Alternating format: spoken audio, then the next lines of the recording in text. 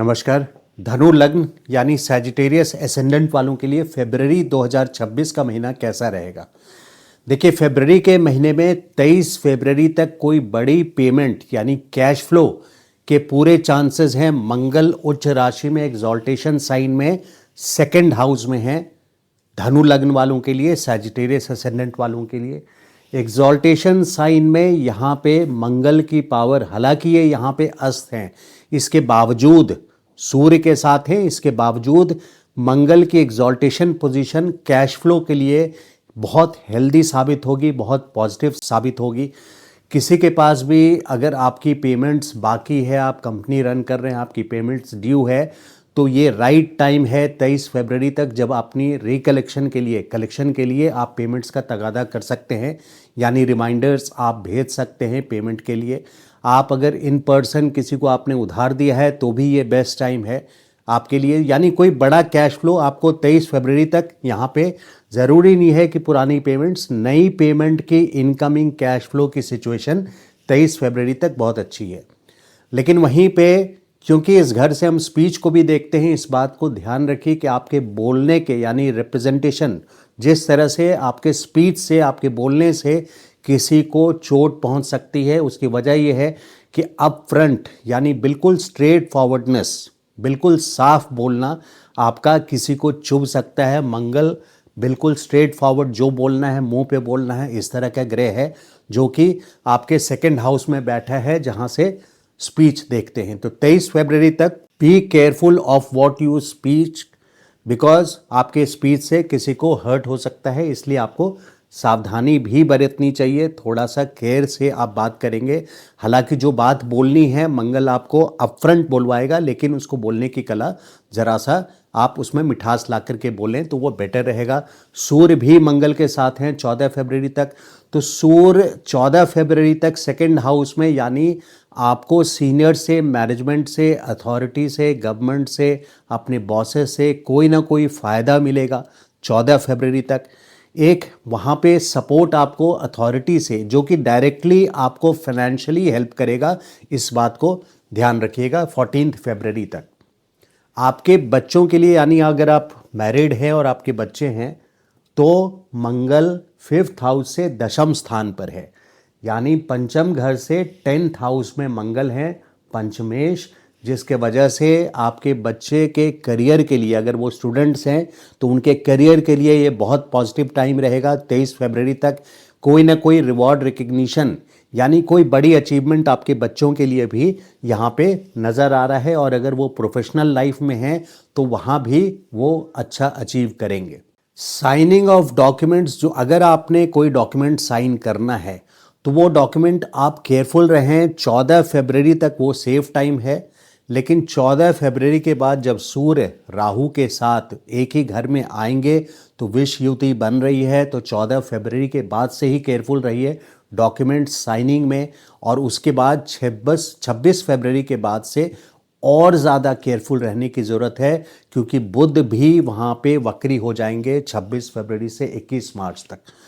तो 14 फरवरी से आपको डॉक्यूमेंट साइनिंग में, बैलेंस फरवरी की बात यहाँ पे कर रहा हूँ, तो 14 फरवरी से ही आपको डॉक्यूमेंट, 14 के पहले आप डॉक्यूमेंट साइन कर सकते हैं।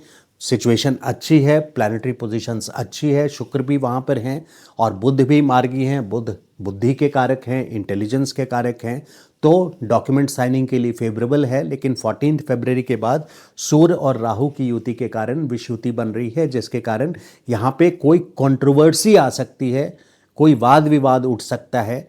और वहाँ पे फिर जब बुध वक्री होंगे 26 फरवरी के बाद से, तो उसी डॉक्यूमेंट को में आपको बदलाव लाना पड़ सकता है, कुछ ना कुछ उसमें गलतियां निकल सकती है 26 फरवरी के बाद से, और वहाँ पे एग्रीमेंट आपको रिवाइज करना पड़ जाएगा। इसलिए मैंने इस बात को बोला है बहुत क्लियरली कि 14 फरवरी के बाद से आपको डॉक्यूमेंट साइनिंग में केयरफुल रहना चाहिए।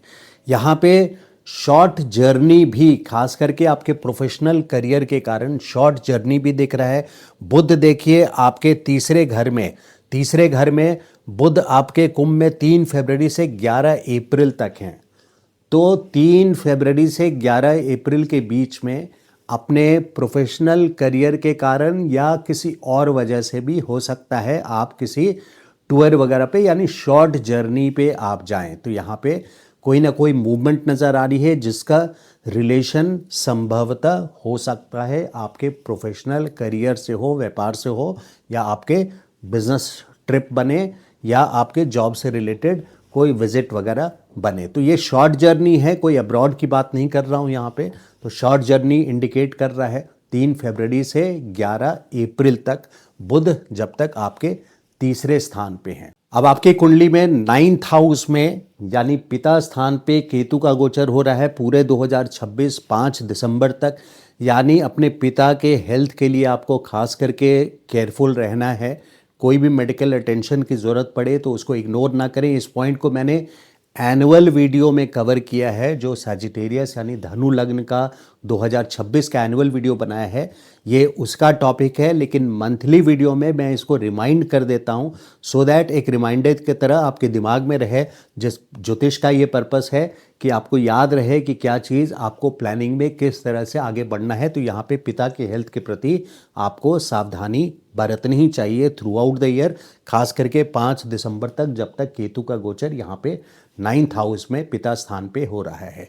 बृहस्पति जून तक, 2 जून तक यानी प्रैक्टिकली मई लास्ट तक की बात करूं तो बृहस्पति आपके लग्नेश हैं। बृहस्पति की पोजीशन 7वें घर में, ये दशम घर से दशम है, भावत भावम के हिसाब से प्रोफेशनल हाउस से 10th हाउस पे है, यानी प्रोफेशन के लिए देखा जा रहा है। तो यहाँ पे प्रोफेशनल स्टेबिलिटी के साथ साथ आपके लाइफ के ओवरऑल स्टेबिलिटी बृहस्पति लेकर के आएंगे। आपके स्पाउस के लाइफ में भी ये ग्रोथ लाएंगे और आपकी बॉन्डिंग आपके स्पाउस के साथ यहाँ काफ़ी इम्प्रूव होगी। अगर किसी बात का मनमुटाव है आपके स्पाउस के साथ तो ये जून तक का टाइम, 2 जून तक का टाइम, प्रैक्टिकली मई लास्ट तक का काफ़ी अच्छा है, जब ये बॉन्डिंग आप अपने स्पाउस के साथ यानी पति या पत्नी के साथ अच्छी बना सकते हैं। तो ओवरऑल लाइफ की स्टेबिलिटी बृहस्पति यहाँ दे रहे हैं।